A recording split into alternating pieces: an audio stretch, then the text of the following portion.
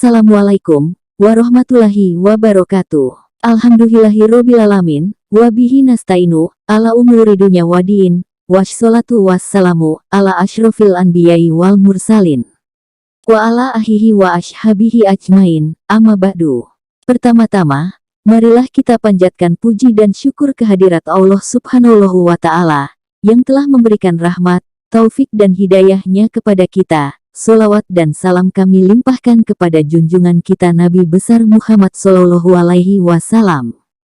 Tokoh penting dalam peristiwa geger Cilegon ini adalah Ki Wasyid, yang pernah belajar di Mekah pada Syekh Nawawi Al-Bantani, kemudian mengajar di pesantrennya di Kampung Beji, Cilegon. 3 pokok ajaran yang disebarkan kepada muridnya adalah tentang tauhid, fikih dan tasawuf. Bersama kawan seperjuangannya, Haji Abdurrahman, Haji Akib, Haji Haris, Haji Arsad Tawil, Haji Arsad Qosir dan Haji Ismail. Mereka menyebarkan pokok-pokok ajaran Islam itu kepada masyarakat.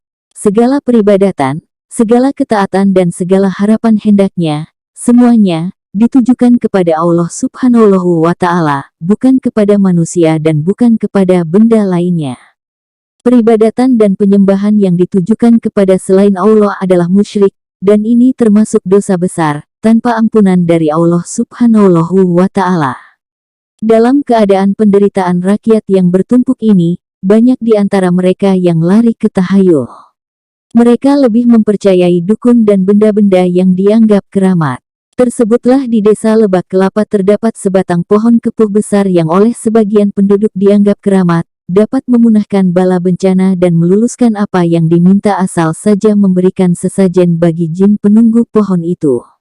Berkali-kali Ki Wasyid memperingatkan penduduk bahwa perbuatan meminta selain kepada Allah Subhanahu wa Ta'ala adalah termasuk syirik. Tapi bagi penduduk yang kebanyakan tidak mengerti agama, fatwanya itu tidak diindahkannya. Melihat keadaan ini, Ki Wasyid tidak dapat membiarkan satu kemusyrikan ada di depan matanya, berusaha mencegah. Dengan beberapa orang muridnya ditebangnya pohon berhala itu pada malam hari. Keadaan inilah yang membawa Ki Wasyid ke depan pengadilan kolonial pada tanggal 18 November 1887. Ki Wasyid dipersalahkan melanggar hak orang lain sehingga dikenakan denda 7,50 gulden.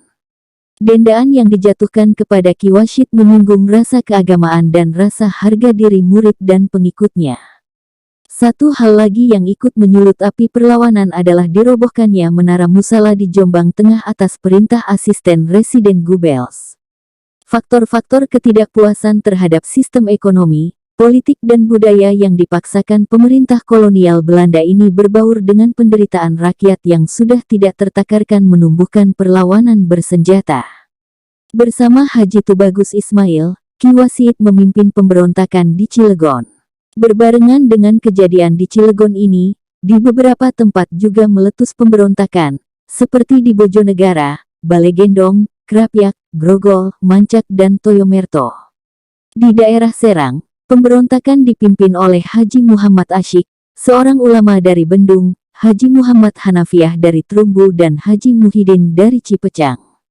Pusat-pusat kegiatan mereka ialah Bendung, Trumbu, Kubang, Kaloran dan Keganteran. Sehari semalam kekacauan tidak dapat diatasi, Cilegon dapat dikuasai sepenuhnya oleh pemberontak. Tetapi seorang pembantu rumah tangga Goebbels dapat melarikan diri ke Serang membawa kabar kejadian di Cilegon itu. Maka Bupati bersama kontrolir dengan 40 orang serdadu yang dipimpin oleh Letnan I Bartlemy berangkat ke Cilegon. Terjadilah pertempuran hebat antara para pemberontak dengan tentara kolonial yang memang sudah terlatih baik, sehingga akhirnya kerusuhan dapat dipadamkan. Ki Wasyid sebagai pemimpin pemberontakan dihukum gantung, sedangkan yang lainnya dihukum buang.